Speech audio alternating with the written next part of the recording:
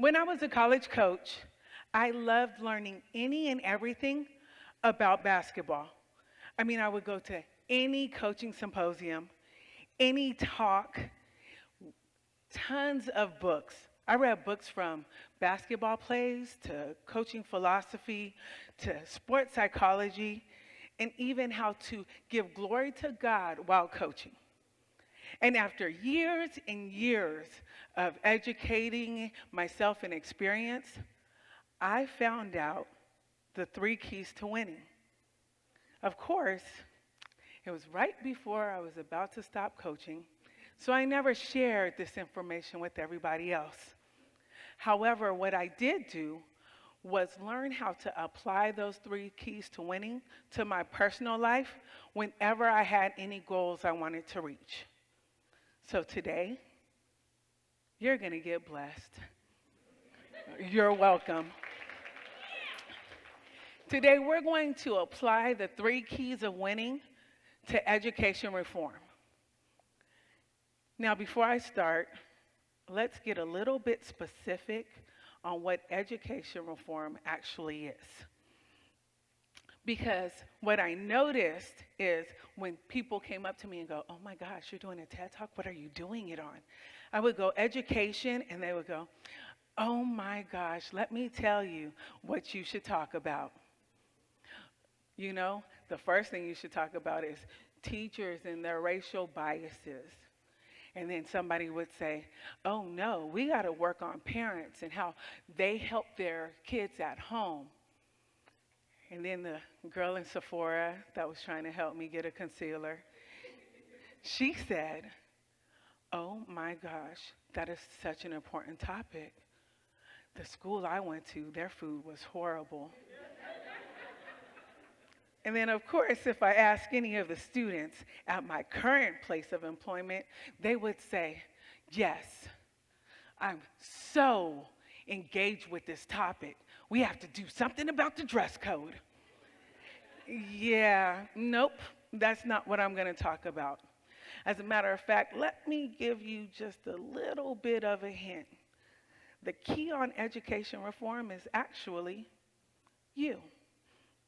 So we're going to talk about how we are going to change and make impact not on systems, but on our mentality. Now, the three keys to winning, it's right up there.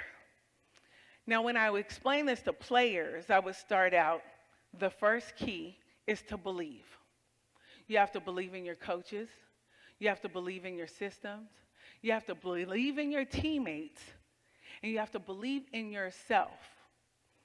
If you don't have any of that, we can't move forward. The next thing is you have to know. You have to know the plays. You have to know your position. You have to know the scouting report. You have to get all that information yourself. And then the last key is you have to work hard enough to deserve to win. Nobody is going to give you a win just because you showed up. And of course, when I'm talking to the players, I know the hardest one is to believe and to work hard. It can't be the second one because every time I go, "Hey, you missed a defensive assignment," or "You should have passed here," the first thing they say is, "I know." So it can't be that one. But we're going to apply this in education. And the first one we're going to do is talk about belief. Now, students, this is for you. When I went to school for my master's, I did my thesis on intrinsic versus extrinsic motivation. And while I was doing my research, I came on Bandura's theory, and he talks about self-efficacy. Now, self-efficacy is somebody's perceived notion about their capabilities in a certain area. So that means that as long as you believe you could do it, you will naturally put the effort that is needed in order to make that real. Hence the reason why I put this quote on, which I love, by Byron Katie. "A mind's job is to validate what it thinks." In other words, if you think I am bad at math, You will do everything in your power to prove yourself right. So therefore, you will be bad at math. Just like if you think you're good at basketball, you will work harder in basketball in order to find success. So, students, your job is pretty easy. You just have to believe that you have the ability to learn anything and everything that you want to learn. Now, parents, you're next up. The limited beliefs that we put on ourselves is one thing. Sometimes you will tell yourself, okay, I'm a little scared of that, so I'm not going to really work hard, and that's called the fear of failure. Or, ooh, if I work really hard at my job and they see it, I might get a raise, but then they might expect more work from me. So that would be the fear of success. But it's too many times that we don't understand that our words impact our kids. I'll give you an example. I had a parent come up to me and is like, ooh, I want my kid to come to this school. And I keep on telling them, if you go to this school, you'll get a scholarship in football. Well, that sounds really good. And I'm glad you're believing in your student for that. But what you're also doing is telling your student that's the area of your focus and where you should put all your hard work in. If you go to this school and you work really hard in football, you'll get a scholarship. What happens, though, to the student is you're starting to limit what they believe in other areas, what's important in other areas. Hey, I'm here for football. I don't really need to do everything else. That then limits not only their success rate in other areas, but their effort level in those areas. And educators, you're not quite off the hook. Educators, we have tons of power in our belief system. As a matter of fact, we treat students differently based on our belief in their capabilities. That's a huge responsibility to have, and you have to take that and actually acknowledge when you're doing that. Lisa Deplet, who is an educator and an author, she says we need more educators to be warm defenders. That means you have to care so much about your students and who they are that you won't let them fail. And not only that, you won't lower your expectations on those students based on your perceived notion of their capabilities. So that's for the belief. Does everybody kind of see where I'm going with this talk? Oh, we're not going to talk about education reform like for politics or for leadership. Oh no, this is all on us. So now that we're talking about the next step to know, students, guess what you need to know? Everything that's presented in your class. Yes, you do. You can't say, well, you know what? That teacher doesn't believe in me. So whatever they say, I'm just not going to listen to it. No, you need to know. As a matter of fact, what I'm loving about this nice little debate that we're having now about AP, African Studies, and what should be in it is no matter what they put in it, you still have the opportunities to get that information. I know that to be a fact because if you only needed teachers or the government to provide education for you to learn, my ancestors wouldn't have learned English. So we know that you have the ability. All you need to do is want to learn. I listened to somebody on social media doing a little cruising, and I came across this young gentleman, and he was talking about the benefits of ChatGPT. And he was like, this is amazing. And people might be hating on it, but let me tell you why it's good. He said, see, Google is like teachers. And ChatGPT is like tutors. See, when you go on Google, you could type up a question and it'll come up with tons of information that you need, but you'll have to then research through that information to find the truth. Yes, the answer is there, but you'll have to search to find it. Whereas ChatGPT is amazing. It's like a tutor. And you could continue to put in clarifying questions, and it will tell you the answer that you want.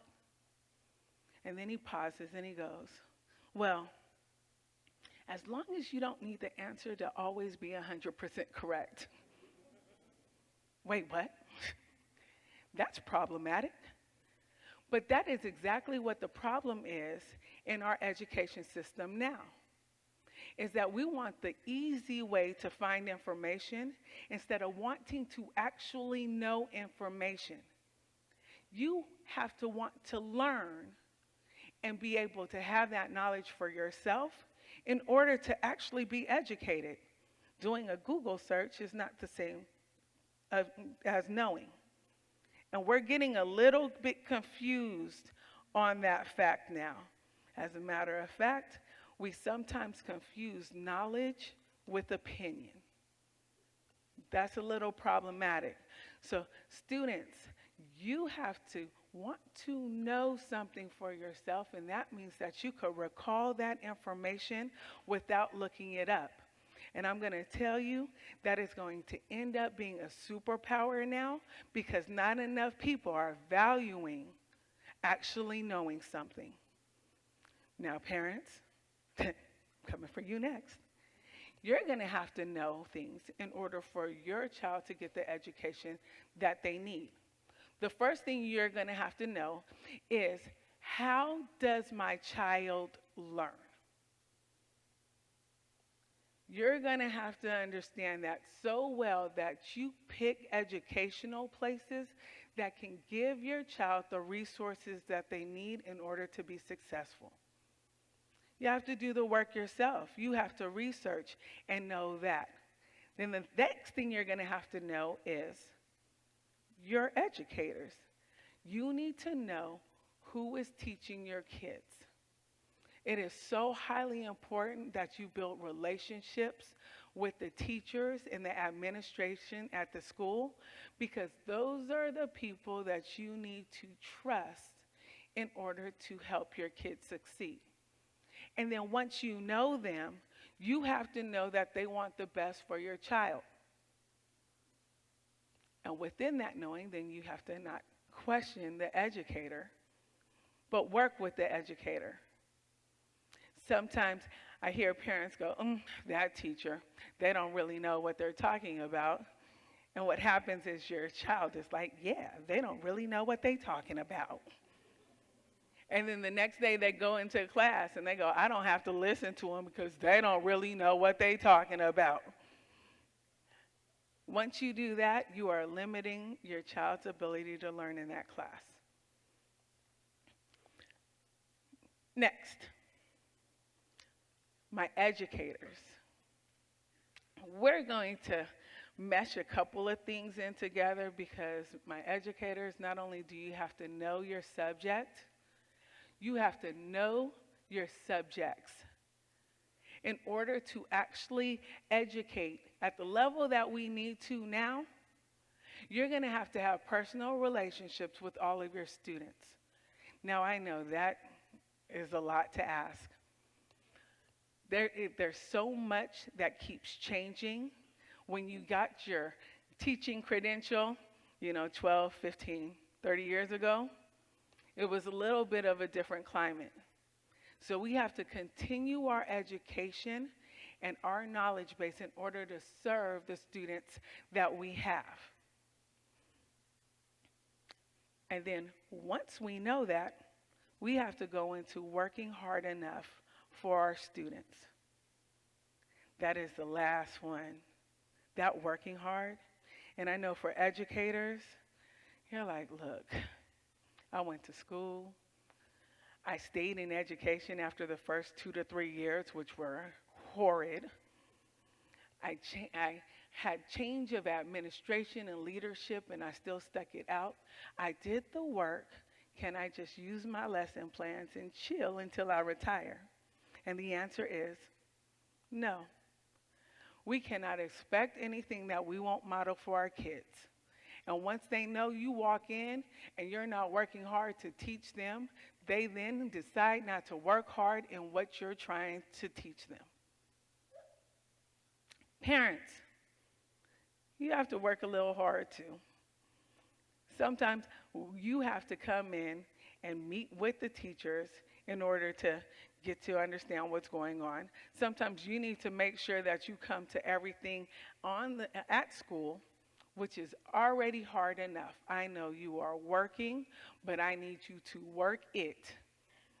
In order for education reform to happen, the single most important person that makes change happen is the parents. So we need you to work hard. And then students. I recently met with a former student who is going through a grad program at Stanford. Just finished the first year, and she was like, Coach West, can we meet real quick? I'm struggling. So we meet up, and I go, tell me what's going on. And she has a laundry list of stuff. Man, the faculty, they treat me different than everybody else. There's cliques in the students. I feel like I don't belong. I notice people get different opportunities than I do. And I said, well, here, let's rewind real quick. Now, I know you believe that you belong there or you wouldn't apply. So we have that covered. Now, the opportunities that you didn't get, what happened there? Tell me. And she goes, well, I know I just got into the program, but I applied for something, and they say you have to wait until your second year. But I decided to apply anyway, and I didn't get in. Okay, well, one thing, they said you have to wait till your second year. I'm assuming it's because in your first year, you're going to learn something that you actually need to know in order to be successful in the program. Do you know everything? And she was like, oh, well, no. And by the way, please don't come for me, Coach West. Yeah. And then the last one, she was like, well, I know, I just get deflated. I go ask a faculty member for help, and I see that they're giving resources to other people. But then when I ask them, they're like, oh, you just have it, or, oh, maybe you should work harder in this or that, and then it'll come to you. So it makes me frustrated. So then I'm like, why am I showing up? Ask her a very simple question. How can anybody's belief in you determine how hard you work for yourself? One has nothing to do with the other. So until you're doing all three of the steps, I can't help you. Then she scurried back to Stanford. I'll give you an update. She did call me and say, you know what, I changed one thing, and it made a huge impact. And I said, what did you change? She said, I disconnected all my social media accounts. And I noticed that I actually do more of the research now instead of just staying on my phone frustrated. That's a hint for you students. Did you pick it up? I put it down. Did you pick it up? All right. So now I would like to check in with where you are as stakeholders, whether you're a student, a parent, or an educator, or just somebody who has an opinion about education. Are you making sure that you aren't casting doubt on yourself, on the educators, on your students? Are you knowing what you need to know? And when you have limited knowledge in an area, are you then limiting other people's opportunities and beliefs based on what you're lacking? Are you working hard enough? Because before we get out of this timeout, in order for us to win, I'm going to need you to check yourself before we go into the fourth quarter. Because if we all want to win, we have to look inside of ourselves and actually be a little bit accountable on where we hold the power in order to actually reform education. And at the end, I'm going to ask you these action steps. All right? So we're going to go through a couple of key action steps. The first one is I need you to value education. And it seems like we all value education because we're here, but we don't. We value comfort and people's opinions that align with ours more than actual education. And that's problematic.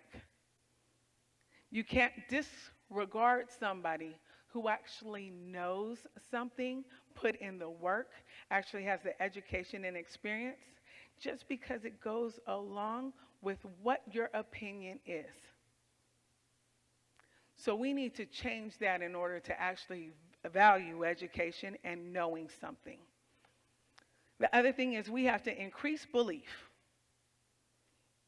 in ourselves, in the people that are teaching us, and in our systems in order to maintain a really good environment of learning.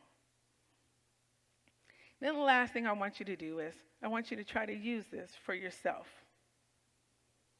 Put this in areas where you want to set a goal, believe that you can actually accomplish it, and then you have to know everything that you need to know, and then you have to work hard enough to deserve to win. And whether you are a student, a parent, an educator, or none of the above, we as a collective need to value learning. We have to value wanting to open books and read them instead of wanting somebody to tell us something on a 30-second Snapchat. I mean, it sounds good and they might have some music in the background and it keeps you entertained. However, that is not learning.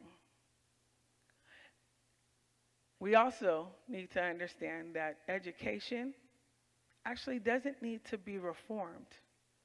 It is us that need to be reformed. So, I'm going to ask you all to start with the first key right now, which is belief. Because I feel like everybody in this room, could start off what we need in order to reform. In other words, I believe that we will win.